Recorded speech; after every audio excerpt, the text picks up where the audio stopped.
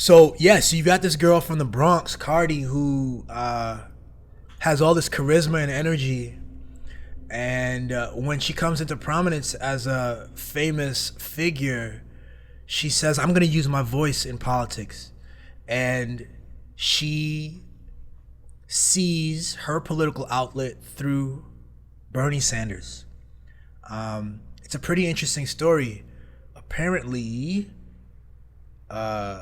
when Bernie Sanders was running for president in 2016, she tweeted out, "Vote for Daddy Bernie, bitch," and she said that in her video.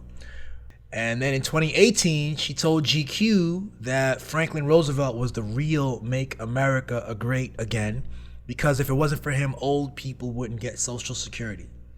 The Sanders campaign caught on that she was, she had some socialist tendencies, and said shit. And, they jumped on and said, Cardi B is right. If we are really going to make America great, we need to strengthen Social Security. And then they recorded videos together. The last time I got on live, I had a fit because I was so hurt and upset that you dropped out of the race and everything. And I was really upset because I keep telling the youth and I keep telling my people and my supporters, like, it's like, you guys really have to go and vote. And now we are now we're stuck between 45. We don't want to name them over here. You know what I'm saying? We ain't going to name them over here. So now we have 45 and Joe Biden. And I'm just going to go with Joe Biden because I cannot see the next step of America being ran by number 45. Like, super logical.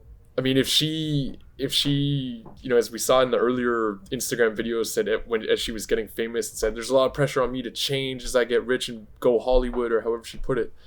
And she said, "I'm not going to change." Well, this is logical then. If you're not going to change, if you're going to stay in touch with the needs of the community you came from, then obviously a progressive candidate, in my opinion, somebody who's going to support something like $15 an hour, somebody who's going to support free healthcare for everybody, free education for everybody, then that's clearly in the best interest of your community.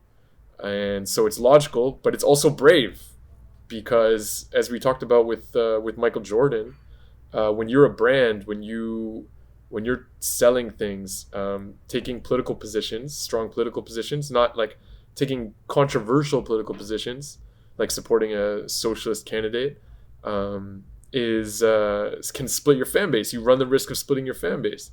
So while it's logical for her to support him, it's brave for her to do it, and to put that ahead of what would potentially be her economic interest, which would be to not split her fan base like that. The other thing I would note too is these things are really painful usually to watch when candidates get together with artists for these videos. Like Bernie is really painful to watch, actually. Like I remember the one with his real name's coming to me, Michael Render, but Killer Mike. Oh, okay.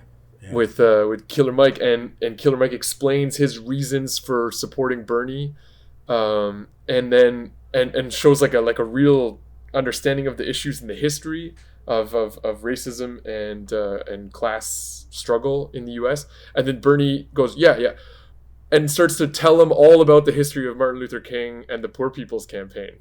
And it's like, and so instead of having a discussion, it was like Bernie teaching this guy who's from Atlanta, like, where Martin Luther King, was the preacher at the church, right? And it was just like, it's just so painful to watch, because it could have been a real discussion between two minds, right, trying to figure out what's next for America, but it didn't feel that way at all. But this one, but it's often, and I remember the Mary J. Blige one with Hillary Clinton, which is just like, it was like a Saturday Night Live skit, like in and of itself. It was just so, Hillary Clinton's so uncomfortable, Mary J. Blige is looks so just the whole dynamic was so ridiculous. But Cardi B is like one of the only people I've seen one of these things that comes across really like she's being herself.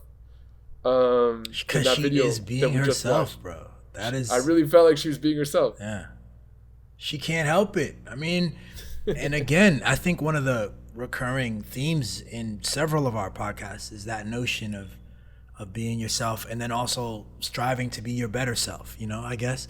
And Cardi represents that. Yeah, and the more she goes, it seems like, as somebody who gets her energy from haters, like the more she wades into the political world, the more she's just gonna get political haters. And that's just gonna, from what I see from her, that's just gonna fuel her and push her further and further in that direction, and she'll get more and more creative in that world as a way to show up those people.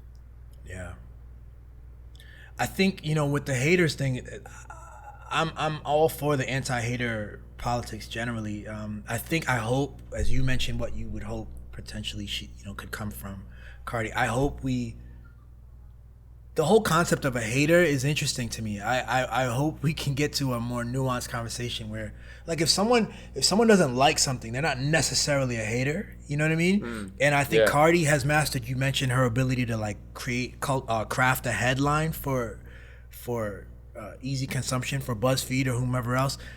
She's really good at, you know, you levy a critique at her, she shuts the conversation down. You ain't shit. You know what I mean? Like, she says whatever and the conversation's over. And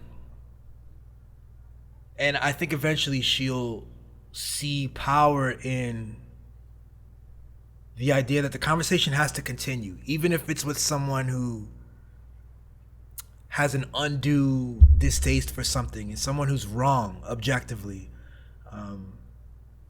Engage with them. Don't necessarily shut it down like they have no room to speak. No, people deserve their room to be wrong or to have their opinion, and that's what I'm hoping for generally, is just better conversations.